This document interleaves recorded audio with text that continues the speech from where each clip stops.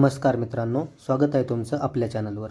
आज आपण भेट देणार आहोत महाराष्ट्रातील एक ऐतिहासिक आणि निसर्ग सौंदर्याने नटलेला किल्ला म्हणजे सिंहगड किल्ला। हा किल्ला पुण्याजवळ असून ट्रेकिंग, इतिहास आणि निसर्गप्रेमींसाठी खूप खास आहे।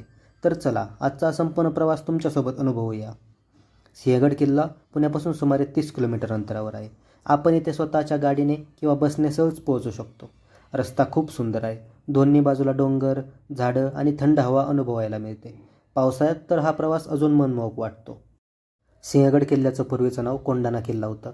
इसवी सन 1670 झालेली सिंहगडाची लढाई खूप प्रसिद्ध आहे।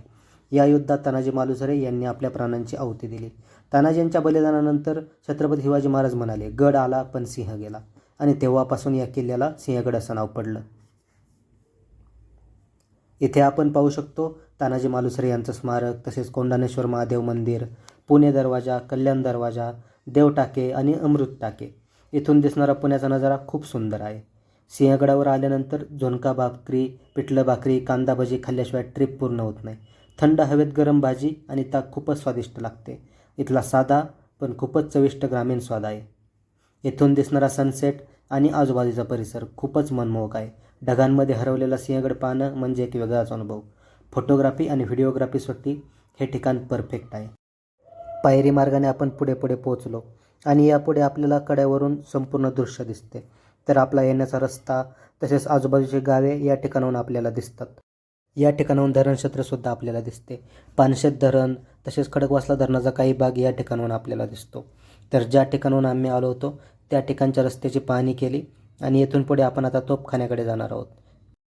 येथे थोडा वेळ चर्चा झाल्यानंतर आपण आता तोफखान्याकडे जाणार आहोत। हा भाग त्या काळातील किल्ल्याच्या संरक्षणासाठी अत्यंत महत्त्वाचा होता। या दगडी चबुतऱ्यांवर मोठमोठ्या तोफा बसवलेल्या असायच्या। या तोफांच्या मदतीने शत्रूवर दूरवरून अचूक मारा केला जायचा। इथून खाली पाहिलं तर लक्षात येतं की शत्रूसाठी किल्ल्यावर हल्ला करणं किती अवघड होतं। ही नैसर्गिक उंचीच सिंहगडाची खरी ताकद होती। तोफखाना केवळ ताकदीसाठी नाही तर योग्य नियोजनासाठीही प्रसिद्ध होता। प्रत्येक तोफ योग्य दिशेला आणि योग्य उंचीवर ठेवलेली आहे। या ठिकाणी त्या काळी तोफखानाचे साहित्य ठेवले जात असावे।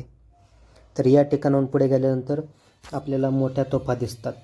मोठ्या दगडी चबुतऱ्यांवरती तोफा ठेवलेल्या आहेत। तोफांच्या आजूबाजूला दारुगोळा साठवण्यासाठी सुरक्षित जागासुद्धा आहे। संध्याकाळची वेळ असल्यामुळे या ठिकाणी पुरेसा सूर्यप्रकाश नव्हता। या ठिकाणी थोडा वेळ थांबून आम्ही तोफांचे निरीक्षण केले। तसेच या ठिकाणी माहिती फलकसुद्धा लावलेला होता।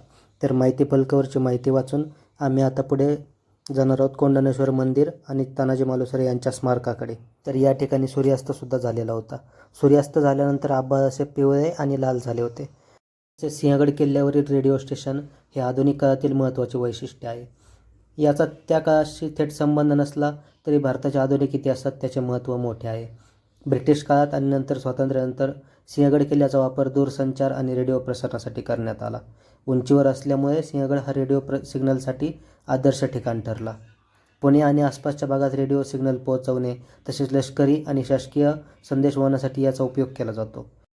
तोफखाना आणि आकाशवाणी केंद्र यांच्यापासून पुढे गेल्यानंतर आपल्याला तानाजी मालुसरे यांचे स्मारक पाहायला मिळते। हे स्मारक सिंहगड किल्ल्यावर किल्ल्याच्या माथ्यावर वसलेले एक महत्त्वाचे ऐतिहासिक स्मारक आहे। तर याच ठिकाणी उभे राहिल्यावरती जाणवतं स्वराज्यासाठी प्राणार्पण करणारा खरा सिंह कोण होता। तर आजच्या व्हिडिओमध्ये एवढंच। आजचा व्हिडिओ तुम्हाला कसा वाटला हे आम्हाला कमेंटमध्ये नक्की कळवा।